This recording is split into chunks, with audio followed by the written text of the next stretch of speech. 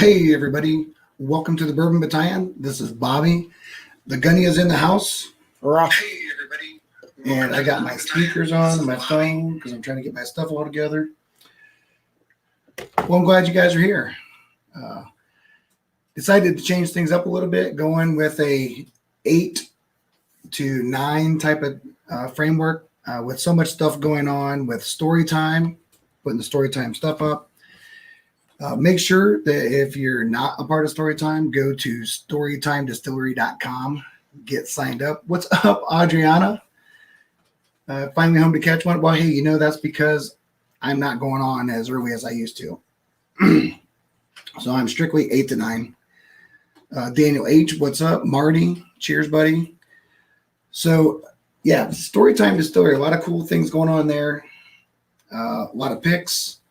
Private labels coming up in the future, subscriptions. So check it out. If you're not over there doing that, you want to, there's going to be some really, really exciting stuff happening over there. So for tonight, blinds. Why do we blind? There's so many of us in here that do blinds. We have fun with it. We compete with it. We do all this different stuff. And at the same time, I don't know that we really talk about exactly what are some reasons why you would blind, why you blind, how to blind. So being an instructional guy, I want to spend some time really going through over the next few weeks, basics, right? What's up, Nick? Sugar Kitty's in here. Hopefully the battery lasts. So yeah, I just wanted to get into understanding a little bit more about why to build a flight. So there's a lot of things that go into the thought process behind building a flight. A lot of it also encompasses the idea of what are you trying to learn or what are you trying to take away from that. So for me, it's understanding whether I'm looking at proofs, distilleries, mash bills, limited releases, bottled in bonds, craft bourbons. If you're looking at single distilleries with different grains. So there's a lot of different things to really marry out. So you can really build your flight based on just trying to figure out, hey, I like bottled in bonds, but what are the differences? So in lining them up. So in order to blind, a blind means you know what bottles you have. You just don't necessarily know which one you're tasting. What's up, Shelby? Ben, I know you're blind sometimes. I get blinded when I see things that I don't need to be seeing. So, and a lot of that happens with you, buddy. So glad you can make it. So, I think that's important to really dive into your palate, understanding your palate. So the first thing you have to know is how to taste, right? We went over that last week, going through tasting. What you have to do to get your palate acclimated and get yourself familiar with different flavor profiles, either from a flavor wheel or from your own memory bank of what it is you're doing and what is it you're tasting and what does it taste like to you, Ben. So in that, I'm put together a really simple flight tonight that I'm not technically blinding. I'm just illustrating a flight and how you would blind it. What would be the way to go about blinding it, right? So it can be challenging on your own, but it can be done. It's always nice to have someone else that can move some stuff around for you. So tonight I'm doing bottled in bonds. But what I decided to do with my bottled in bonds is that I wanted a staple bottle and bond for me from a normal, everyday, big name distillery. So I got Evan Williams bottled in bond. I also wanted a bottled in bond rye to taste the difference. And as a novice person, you want to be able to tell, can I tell the difference between a rye or not? And then, tasting those. So these are really simple things you do. Bottled in bonds are great for doing this because you have such a big staple across the board with them. And then I'm doing a craft single barrel Kentucky straight bottled in bond, and that's going to be Wilderness Trail. So, but there's a lot to learn. So In the next segment, next week, we're going to get into understanding what it is that we even have by breaking down the label. And eventually, by the time this whole series is over, you're going to feel very confident that you can go into any store, find something you like, know how to figure out what it is through tasting profiles and blinding, information that's on the labels. We're going to basically go through and spend some time doing that. So tonight it's real simple, right? So the gunny's here. I'm going to pour these up and then just talk about it, right? So Evan Williams Bottled and Bond, a classic. Most everybody would say, hey, it's a good one to have on your bar. The nice thing about it is it's easily found and the price point is on point. It's amazingly on point. So I'm going to pass that over to the gunny. The second one I'm going to have is a straight rye. Rittenhouse Bottled and Bond. This is pretty easy to find here. I don't know about everywhere, but I find it pretty easily. It's a straight rye, and that gives you a really good opportunity to see, hey, do I notice the difference between a rye or not, right? They're going to be different characteristics and profiles, either from what you've read you should get or what you might find on your own, right? And the last one I'm going to do is just a Wilderness Trail Bottled and Bond. And this is a Kentucky straight single barrel. So single barrel is always nice. And it's always nice to put a single barrel up against a small batch too, to be honest with you, just to see the difference of what a single barrel would be versus what they might be blending on a basis to get to a certain point. So now, what I have, right, is I have 3 glasses in front of me. And I will bring this down a little bit. Maybe if I back this up a little bit and bring it down some. You can kind of see that. So what it is, you have the 3 glasses here, right? So, and I know what they are right now because I poured them in sequence. So then what we would do is have a way of either marking the glass or a lot of times we'll use like playing cards. In this case, I have some playing cards here, and we'll line up some playing cards. So I have the gunny here so that the gunny and I can figure this out and make sure that we blind, right? So that we can figure out the difference. So I'm going to give the gunny some cards here.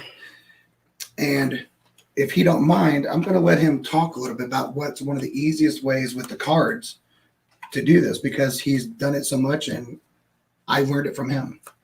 So you can want to talk about it while you're doing it? Okay. I'm taking basically, we have 3 different samples. So I'm taking the 4 different cards and marking each of the bottles. And then we can mark your glass. And then as you switch the bottle, your glasses in front of you around, you want to keep the cards consistent with where they started at.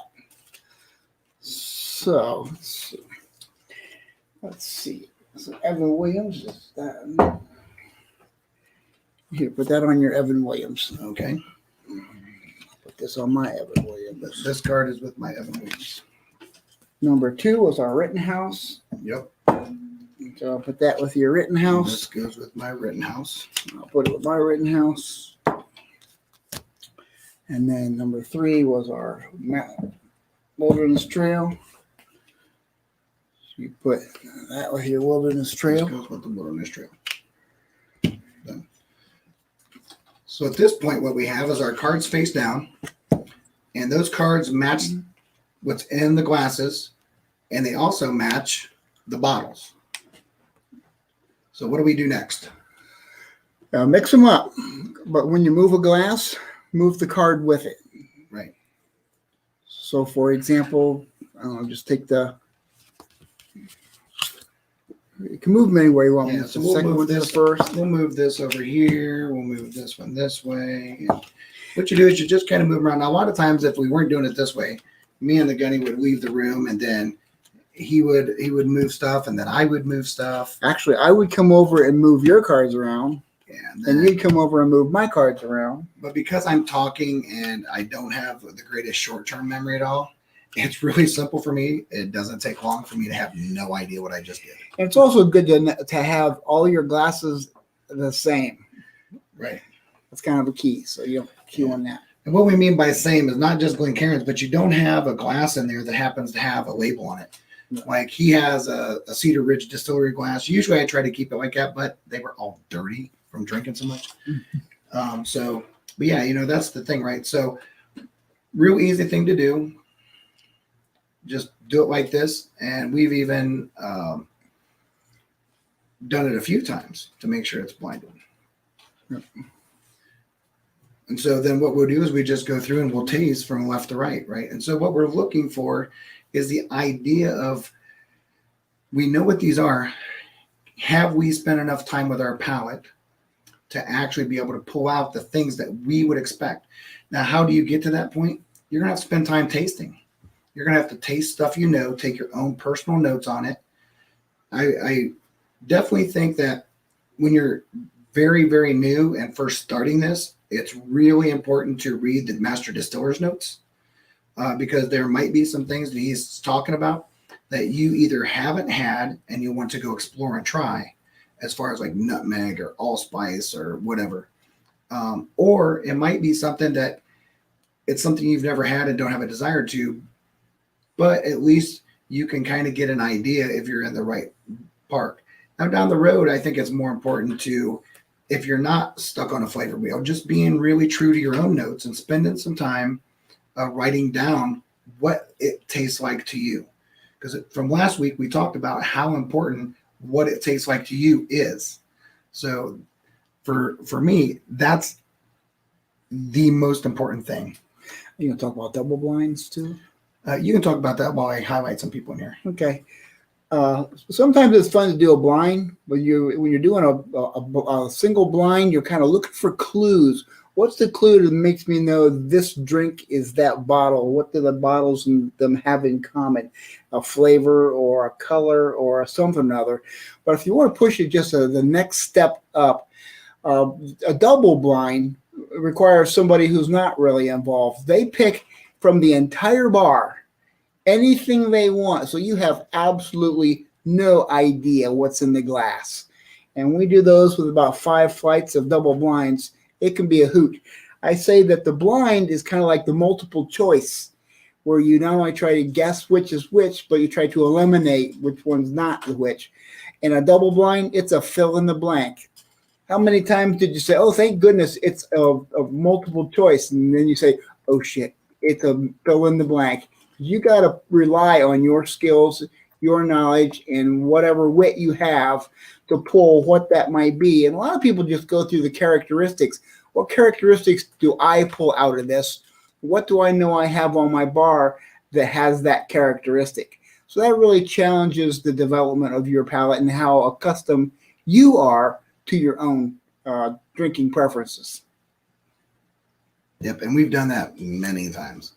And I'll tell you what's really also important about it as you go through and you find some of those things that you absolutely think is like one of your all-time favorite things you can't imagine with and without might end up coming dead last.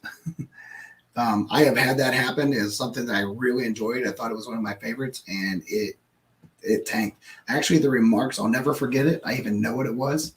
The remarks I had in there, I would never buy this. No. It's probably also important to know that just because that might happen one time, your palate changes. I mean, Yep. Your preferences, what resonates with you changes. So one day you might say, this is the best thing since sliced bread. And the next double blind or blind, you put it on and say, it didn't fare so well. Well, it depends on what you ate, depends on your mood, depends on a lot of different factors. So don't really, go beating yourself up if you didn't pick your favorite bourbon every time. But just push yourself to know, how am I going to tell what my favorite bourbon is from exploring your palate? Right. And like for us, we're both going in cold. We haven't warmed up. We haven't had anything. We haven't tasted anything. I got done with dinner about, an hour ago. You probably got done about 15 minutes ago. Yeah. And we're not going to write down notes. We're just talking about it as we go and stuff like that. And so we'll just talk about it and we'll say some stuff out loud. And what's up, Zach Andrews? Cheers, buddy. Adriana put in here, said, so that should be easy for me to blind because I have no memory at all. Mm-hmm. I'm with you. My short-term memory is tanked. Yeah. So cheers, everybody. Glad everybody's in here. If you're new, please like and subscribe. I do have Patreon. I do have, Venmo, PayPal, and all that stuff. Daniel H is in as a moderator in there. He takes care of all that. Anything that happens to come through there is something that all goes back to the bar. For the people that won the Booker's flights, good news. I got my confirmation that my glasses, my sample bottles, my new pack of sample bottles is on the way. And you're like, wow, why does it take so long? Because I had to order an entire box, and for whatever reason, it just wasn't coming very fast. So having 15 bottles times 4, I have 60 samples to get. So you will be getting it as soon as I get those and get them out, and I will be sending messages to everybody. So having said that, Well, one of my approaches when you approach a blind, how I approach my blind is before I even take the first nose, before I take the first sip, I say, what are the bottles to choose from? And I try to develop in my mind what are some of the signature things I expect to find, I expect to taste that are going to be my hints. For example, I would really hope that I'm able to pull the rye out pretty easily. But when you got 2 bottled in bonds, proof ain't going to be it because they're all the same proof.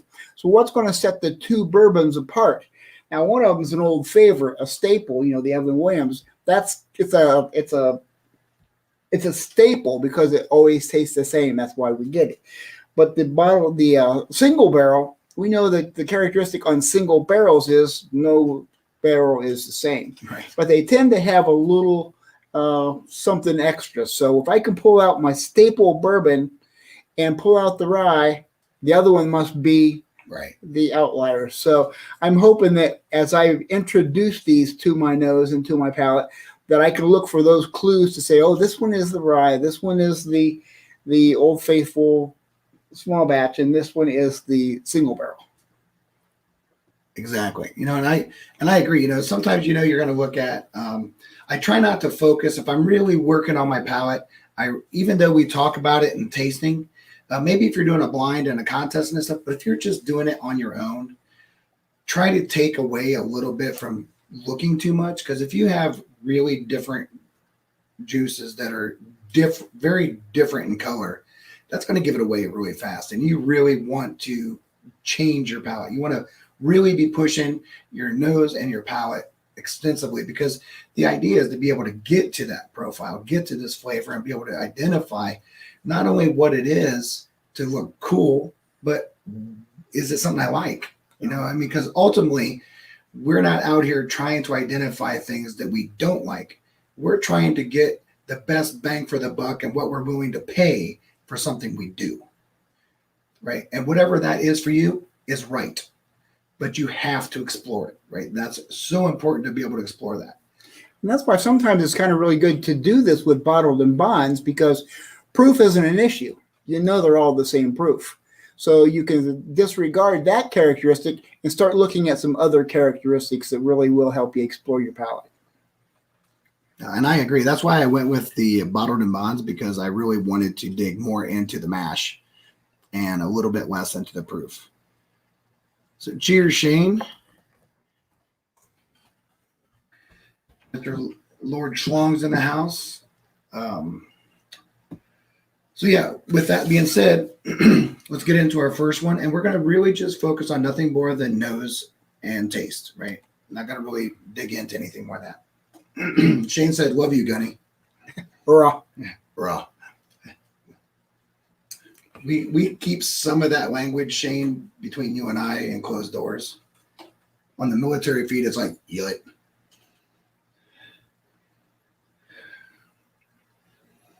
And so this is, and it's funny how you can have different bottle and bonds and they feel like they're really light, or they feel like they're really not young, because they're not young. At a bottle and bond, they're at least 4 years old.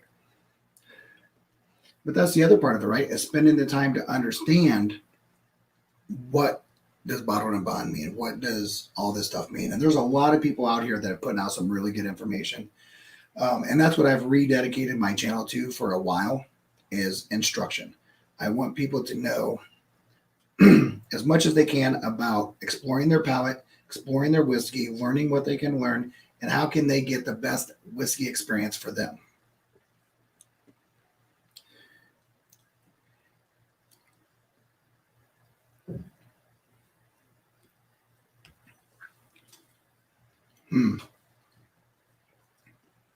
Interesting. You know, it's going to be really hard coming right off we didn't warm up or nothing. That's got great taste, though. That has a lot of taste.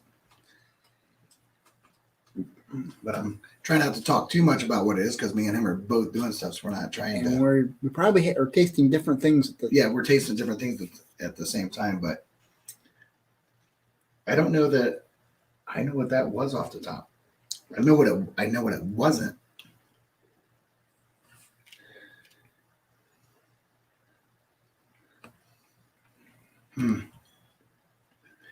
Yeah, it's always interesting when you get into some of these different things that really pushes you, especially when you're coming off new. Like we haven't tasted yet, we haven't warmed up our palate yet. So yeah, it gets really funny.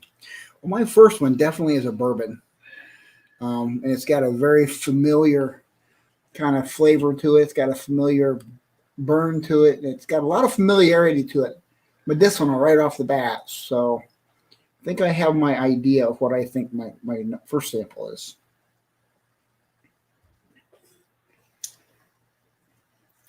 I'll come back to mine. Yeah, I'll go back 5 or 6 more times. We'll come back to it. I want to get an idea. Because I know that I'm expecting certain things. And that don't mean I'm actually going to get them, but that's almost interesting.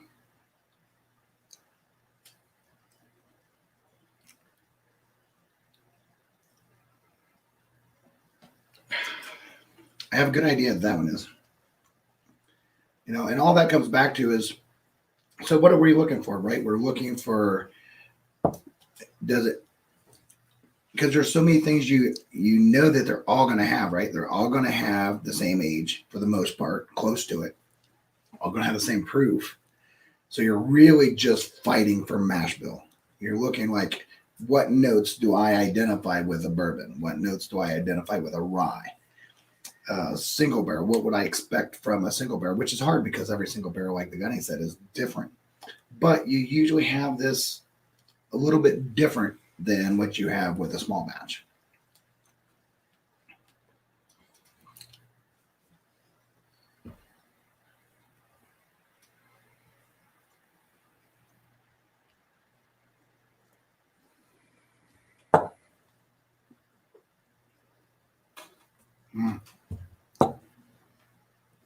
And a little gnat flying around here. I'm pretty sure I just ate his brother a second ago.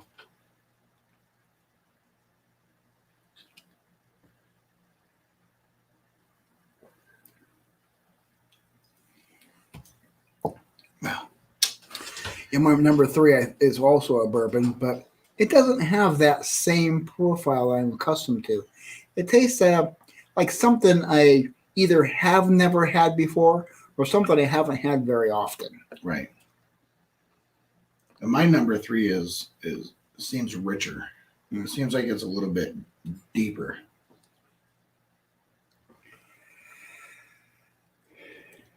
It has an extra layer. Let's see here. Cheers, everybody. Will we be able to buy multiple bottles at release date? One barrel per membership. Good question. So yeah, there's a lot of chats in here about story time. By all means, Shane's in here. If you have questions, shoot them our way. I'm excited about what we're doing with story time. There's more stuff to come. The Gunny and I are working on what my contribution is to story time, which is going to be subscriptions. There'll be more about that when it gets laid out, but there'll be subscriptions that you'll be able to sign up for. Those subscriptions will be pretty interesting, different things. I think we'll talk about it more as we get closer to that point. But as for now, there's going to be picks coming out soon. So if you're not signed up, go to Facebook, Storytime on Facebook. You can go to the website, which is storytimedistillery.com. Go in there and get your signed up, right? Marty's here for Bourbon Fans, so I'm gonna plug our community. But thanks for being here. So back to this, and I have to take these breaks, right? Because I'm trying to let my palate just kind of absorb it all in. And it makes it kind of easy to one regard because I know for a fact one of them is rye.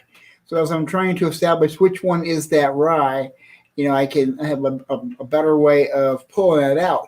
Now, if they were all double blind, it could be the same bottles, but if I had no idea what they were, that rye isn't as pronounced sometimes because I'm not really sure if that's some kind of a cool aging flavor to a bourbon or a high rye bourbon, or is it a straight rye? So it makes it a little more challenging when you don't really know what you're pulling out, as it does that, well, I know that this is that and this is that, and so I can use a process of elimination. But if you don't have that, that's a reason you should not only do blinds periodically, but treat yourself to a double blind. Have somebody come and mix them up for you. Oh, yeah, no, there's nothing better than, and it challenges you. It challenges you so hard to really dig down. And, and when you're doing it on a double blind, you definitely want to have some kind of palate cleanser in between them, and we technically should be doing that, but, because we're just trying to stay in our hour time frame here. We're just talking about how to go about the process. So if you see some of the YouTubers that are doing the completely blind, for instance, a Patreon sample or a Patreon member or something sends them something to identify just out of the blue, you can get a better appreciation for what they're going through and how they, the process they use to try to narrow down what might be in the glass. So having a double blind of your own that someone has mixed out of your bar is certainly helpful. Yeah. It's always better if you don't know it at all. So we're going to go back through this, and it's so important to make sure you save stuff to go back to 2 and 3 times, right? Because your palate's going to be acclimating, right? Because you have these vapors going in, just like we talked in the whole tasting process. You have these vapors going in, it's starting to marry around, your tongue's getting used to it, your olfactory's getting used to it, and you're going to start pulling some different things.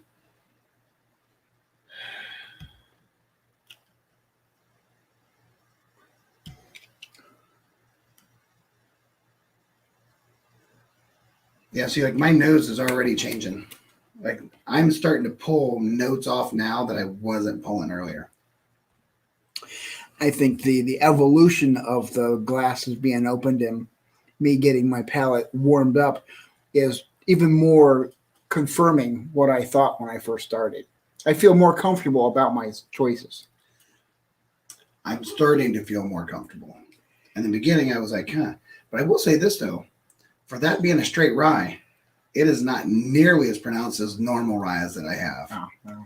I'm not saying there's not the note there. There's definitely an indicator. But, I've definitely had ryes that the second I smelled it, like rye.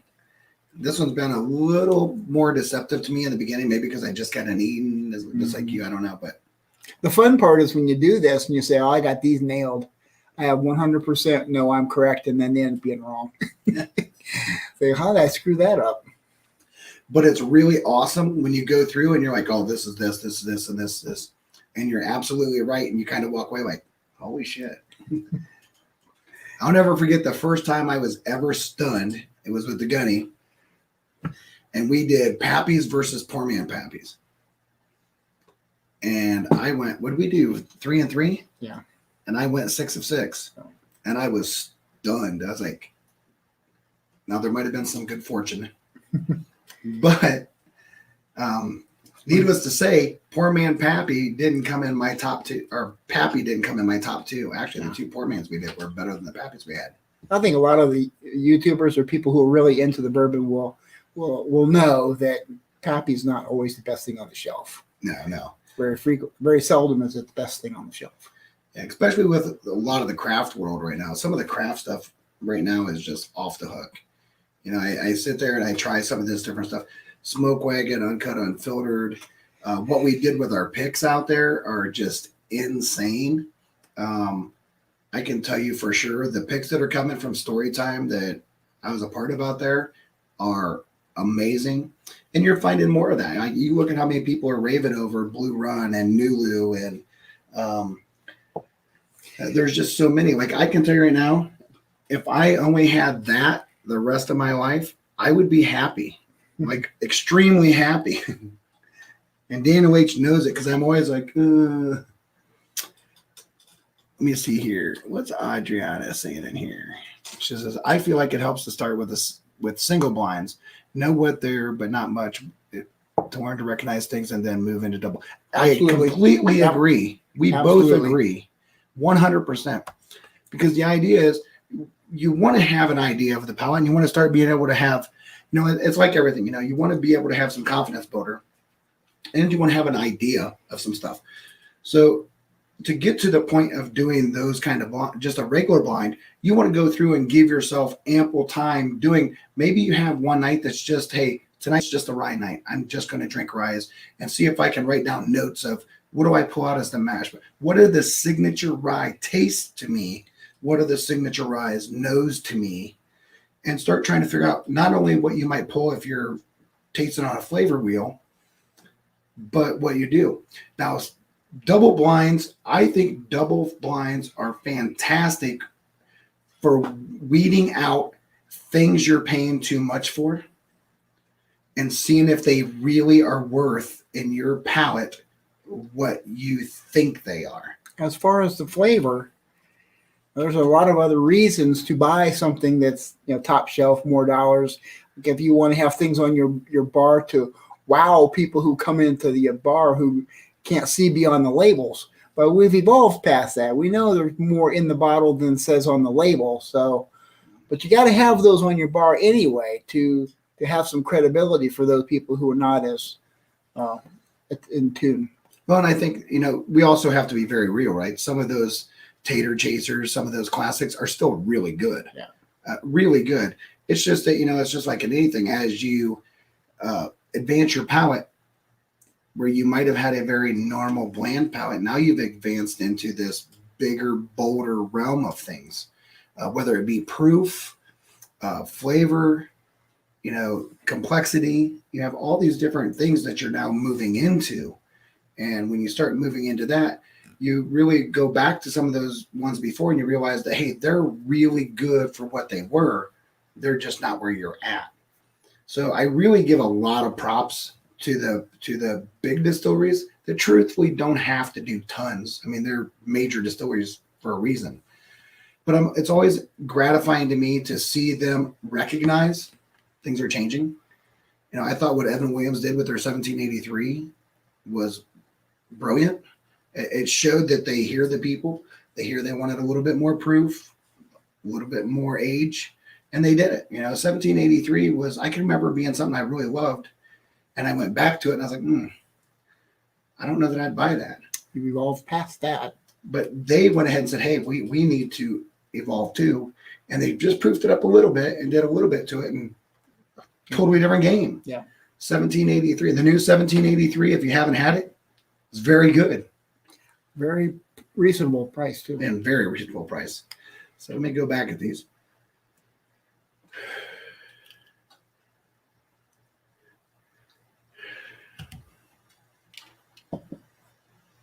I'm going to have to go back and really start doing blinds on ryes again because my normal dead giveaway rye note is not present. It's not as clear. It's not as pronounced because I'm almost 10 out of 10 pulling that one out. And with these all being the same proofs and the same age and all that kind of stuff, I'm just really like, okay, which one is not bourbon?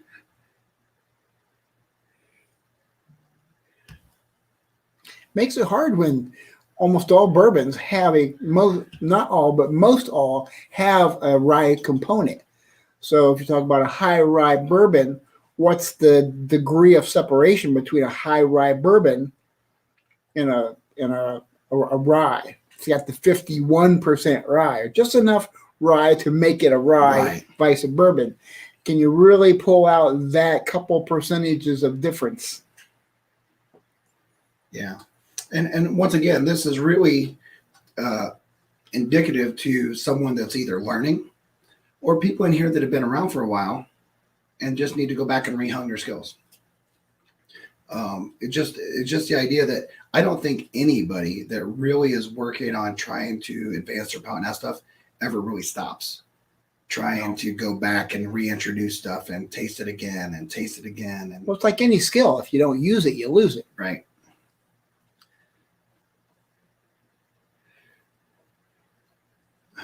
God, that's got to be it.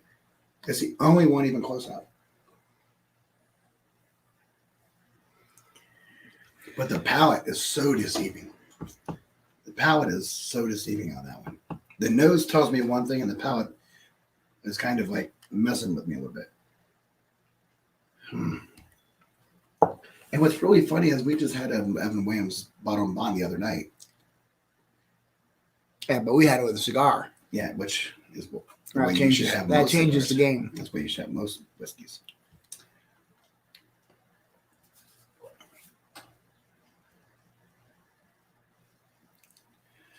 All right, so I'm glad Shane brought this up. So let me throw this up here. So Shane said, so when should we expect the curated tasting experiences from the Bourbon Battalion? So let's talk about that a little bit while I let this blind sit in my head for a little bit.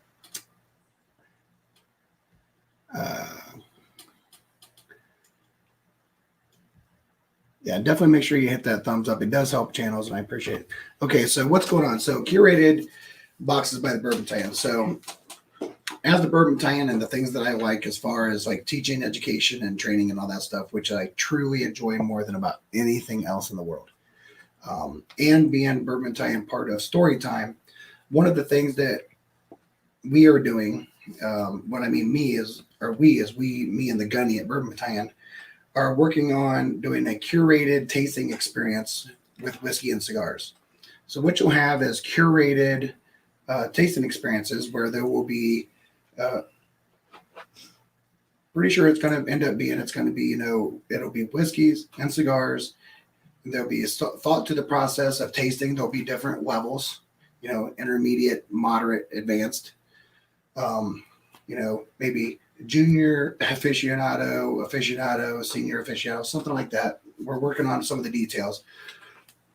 And then what it's going to be is going to have availability to get a subscription box. That subscription box will have whiskey, cigar, and tasting and pairing notes with it. And in that, you'll get your subscription. You'll also get a link. And in that link, there will be an opportunity to meet with your box during a live stream, which will be members only, and will be a live stream talking about the cigars, the tasting profiles, the pairing profiles, what they pair with, how to go about the process of lighting a cigar, cutting a cigar, smoking the cigar, understanding when to drink and how the different wrappers and fillers pair with your whiskey. And so we're going to go through and actually help you understand a lot more about the benefit and the beauty of pairing cigars and whiskey. It is one of the greatest things that has gotten missed. And when we look at whiskey is an experience. And tasting that whiskey with friends is even a better experience. But what you have is time, right? You want to have time. You want to have this. Whiskey and cigars is a natural pairing. The taste profile of the smoke mixed with the barrel and the sweetness of not only the wrapper, but also what's coming through and the whiskey really pairs nicely. And it gives you a longer experience between having a cigar and a whiskey. What would take you some drink time with a whiskey might take you a little bit when you pair it with a cigar. Now you've stretched that out to have a really good quality time with friends and family and loved ones. So I'm really excited about that. More to come on it. It's in the process of being made. As soon as we have more detail, I'm sure that it will be launched both through the Bourbon Battalion and Storytime. But most everything will be done through Storytime as an agent of Bourbon Battalion working for Storytime. So with that, it's that's what's going on with it. So look forward to that. More to come. I promise you, more to come, and we'll know more soon, sooner than later. All right. You Back to the blind. definitely don't have to be a smoker to pair a cigar. No. And you don't have to do it every time, but Nope. to at least have that experience in your toolbox of things, your bourbon experience is really helpful. So when they start talking about that part of the experience, you at least have a frame of reference.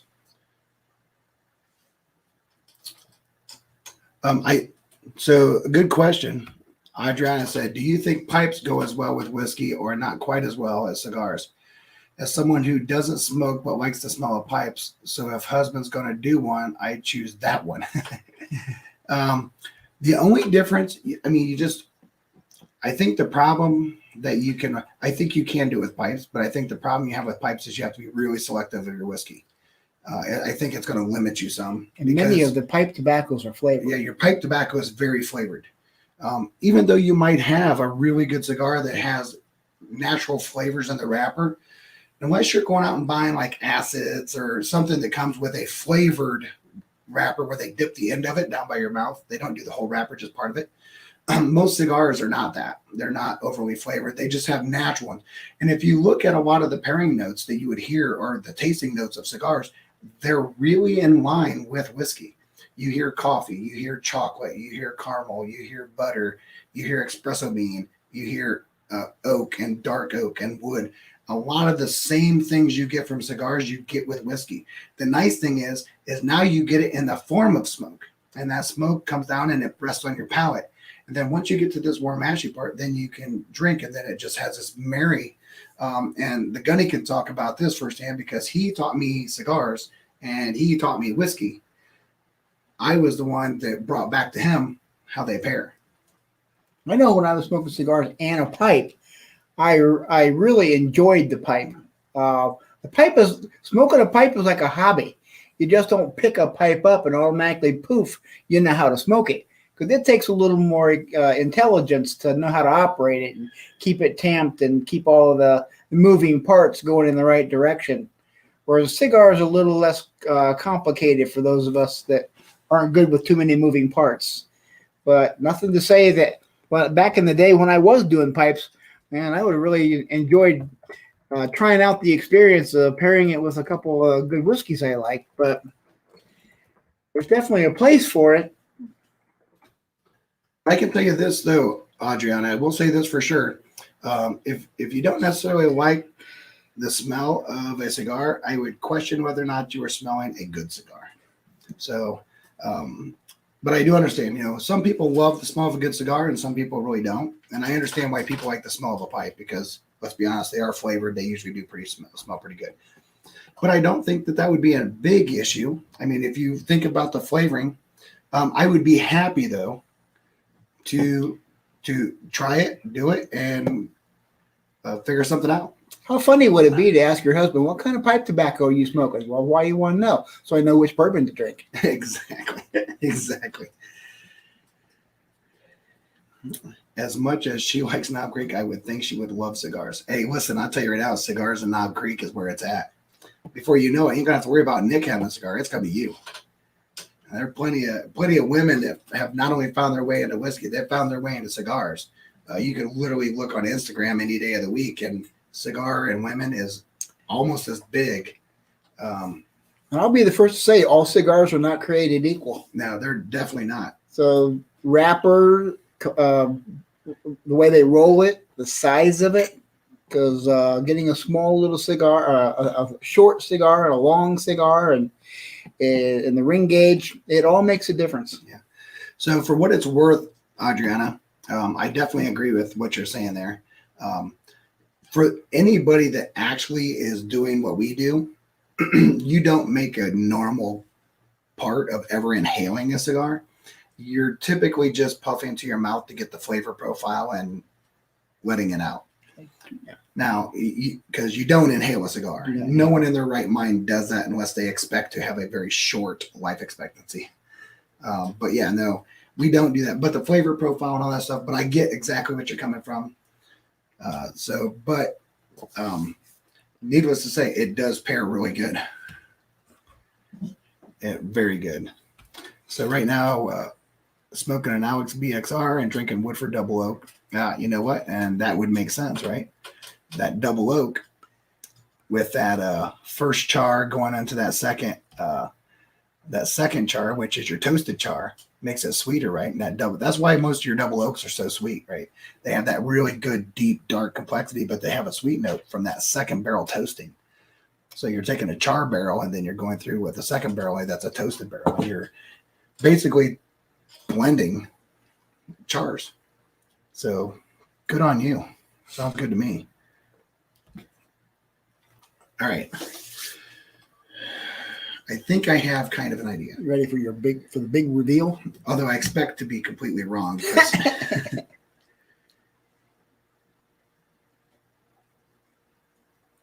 I'm going through one last time. All right. I got a couple glasses that have more than others, so I need to even it out. God, that's got to be that. But man, the nose does not line up.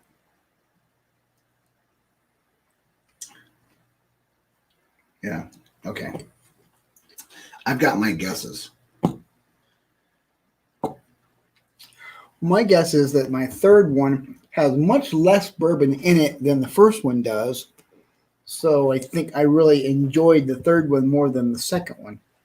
Yeah. So it would make sense for me that one of the staple bottled and bond small batches might not be necessarily in this environment better than the single barrel that I think has a little more kick in the butt than maybe the other one was. So see, I think my number 3, I know my number 3 is my favorite.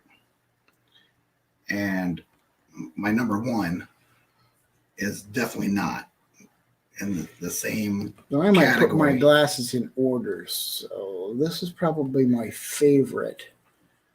This is probably my least favorite. Yeah, mine's in reverse order right now. So this would be mine is in order of preference. This would be 3, 2, 1. You want to start at 3 or? What, as far as your third? Yeah. What's your least favorite? Yeah. Yeah, you can start with that. My third is that. And my third is that. Look at that. Well, let's see. What is that? I suspect. I expect it to be the rye. You did. Well, surprise. It's not. Now, on the nose, that's what I thought it was. But on the palate, it wasn't. Yeah. So, but that was my least favorite for sure. You want to tell everybody what it was?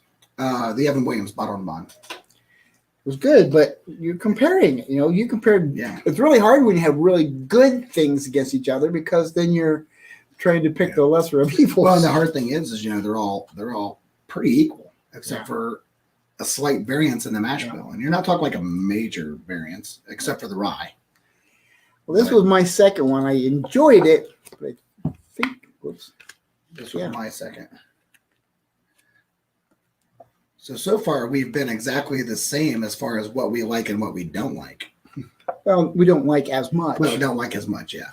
So that's surprising. That is overwhelmingly shocking. So our second was the Wilderness Trail straight Kentucky straight bourbon single barrel. Well, I guess that narrows it down. That our number one out of all these was Rittenhouse. I think anyone who is a tried and true Rittenhouse fan would not be surprised because Rittenhouse is pretty kick-ass rye. Well, not only that, but it was so deep. I was like, wow, that's got a lot of deep texture for a rye. Yeah. One thing it absolutely did not have, it had no mint note at all, anywhere at all in the entire palate. And I barely got anything that told me grain. And usually I am a signature, oh, that tastes like oatmeal, or oh, that has a grain note, or I feel like there's some kind of corn dust. Mm. And here I've been sitting on that Rittenhouse for how long? Man alive. Just shows to go, yeah.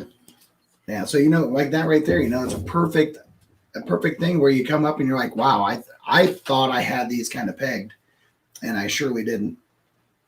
But yeah, you go through, and that's why you have to go back and do more and more and more, and just keep trying stuff, right? But it's great to do that on your bar and try different things. And then go back and ask yourself why. Why did it turn out that way? Hold on, what's going on here?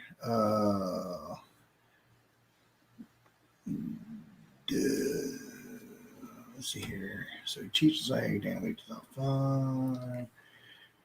It cheese, they eat a salad, cigars too. They're good ones.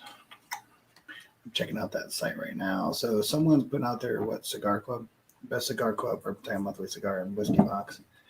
Someone put out the Cigar Club. That's Scott's. One Scott's a member of. Let me go back up here. Oh, Daniel H put out the Pravada. Yeah, I'm familiar with Pravada.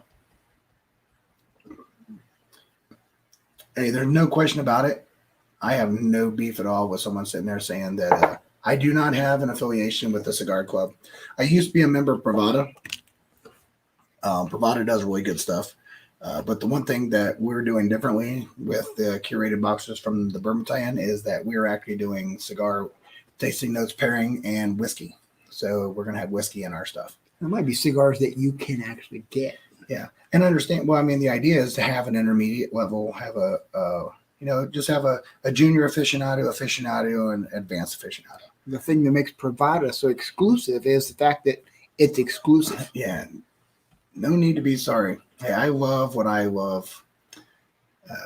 Bobby, what pairs with a black and mild? I could think of something. Virginia Black. Virginia Black. God, that's how you've been doing it for a long time and had some garbage. No, I mean, realistically, there's plenty of people who have a black and mild, right? And you think of what a black and mild is. I mean, it's pretty sweet. It's pretty straightforward. It's dark. It's rich. It's sweet. So I would say you'd want to go somewhere on the weeder side. Yeah, something a little bit You'd lighter. have to be a light wheat, somewhere on the weeded. You definitely want a weeded bourbon with that. Some wild Irish rose or black velvet. Hey, you might not be off on the black velvet, Black though, velvet because might you're be the talking winner. about that Canadian whiskey, right? Yeah, you're not wrong with that. But yeah, somewhere in the light weeded, finished. Finishing you want to be really careful of. Just depends what it is. Maybe if you finished it in, what's up, Bourbon Baller? Good to see you, buddy. So hopefully you get a better idea of understanding, blinds. Why do you blind? What's the benefit of it? How does it help you? it's a tool. It is just that. It's 100% a tool to advance you into the ideas of understanding how things can be on your bar, have a lot of things in common, a lot of things differences. And sometimes it'll shock you, right? I mean, you don't have to be right every time. I mean, it's pretty okay to be wrong. Then it makes you go and experience a little bit more and really spend some time experimenting with what you're dealing with, right?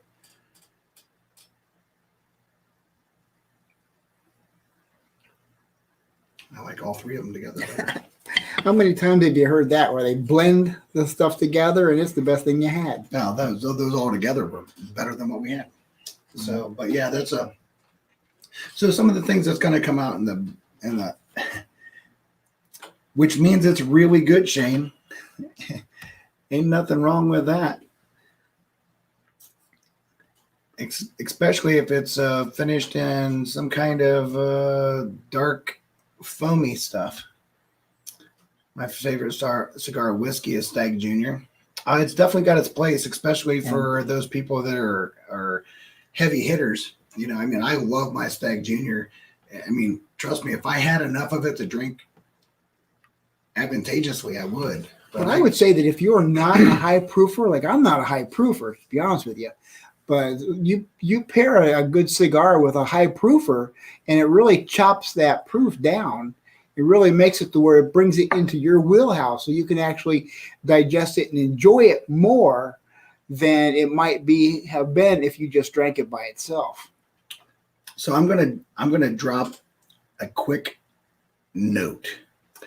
Why would I want to, other than just the pure satisfaction of understanding how to have a better drinking experience with my cigar and blending and stretching my time out, what would be another reason why it would be very advantageous of me to have a cigar with my whiskey?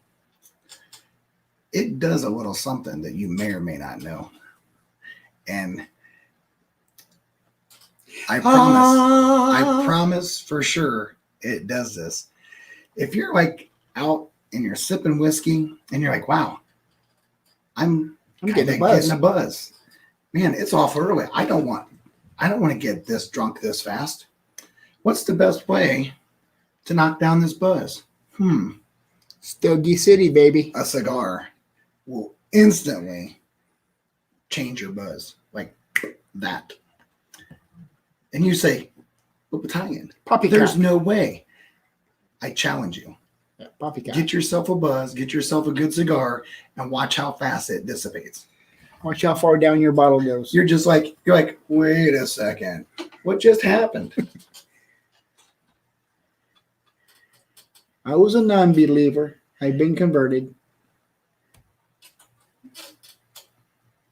My favorite cigar whiskey is all of it. Exactly, Zach. But Zach can tell you, if you got a buzz and you need to knock it down, tell me a good cigar doesn't knock that buzz down right away. And it's not because you stop sipping. That cigar will do it. And I'm sure that if we gave Adrienne enough time, she could come up with some reason why. I have my own thoughts of exactly why, but there's no way I'm going to actually say it on here because someone's going to come double-fisted at me with knowledge. And I'm pretty happy with just coming up with my own reason why. I don't care about the why. I don't need it does. I don't need to be corrected, but I know for sure it absolutely does it.